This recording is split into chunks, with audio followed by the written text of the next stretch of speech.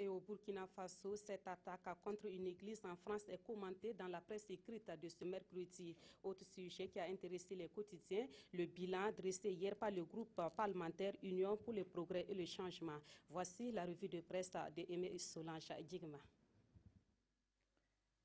Les parutions du jour rendent compte du bilan des premières sessions parlementaires 2016 du groupe parlementaire UPC. Propositions constructives, critiques pertinentes et non opposition systématique, c'est ce que l'on retient de la participation des députés de l'UPC aux 2 sessions parlementaires de l'Assemblée nationale, indique l'Express du Faso. Le groupe parlementaire UPC notifie dans notre temps que l'hémicycle n'est plus une caisse de résonance de la majorité. Et pour preuve, le retrait de certains projets de loi du fait de leur vive critique. C'est le cas de la loi sur la création d'une caisse de dépôt et de consignation.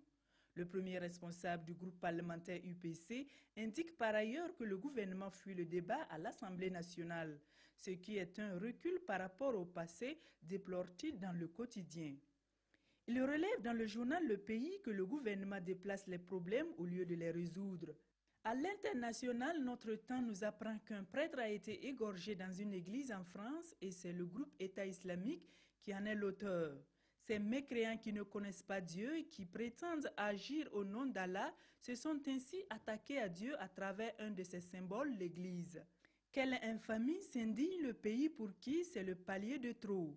Quand on a en mémoire l'attentat à l'origine de la mort de 84 personnes, il y a de cela près de 2 semaines à Nice, dans le sud de la France, rappelle Sidoya. Pour aujourd'hui au Faso, cet assassinat du père Jacques Hamel est une tentative de l'État islamique pour casser le pont chrétien-musulman.